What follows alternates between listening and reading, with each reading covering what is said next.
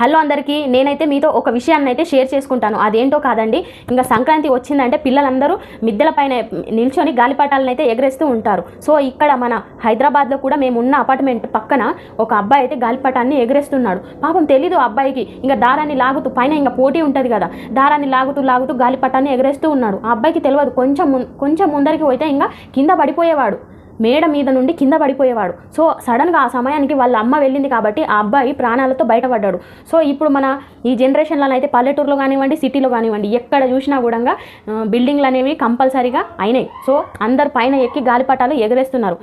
So మన పిల్లలు కూడా పైన ఎగరేస్తూ ఉంటారు కాబట్టి మనము ఎంత ఇంపార్టెంట్ పనిలో ఉన్నా కానీ అమ్మ కావచ్చు, నాన్న కావచ్చు, ఎవరైనా సరే అప్పుడప్పుడు పిల్లల పైన ఒక కన్నేసి ఉంచాలి.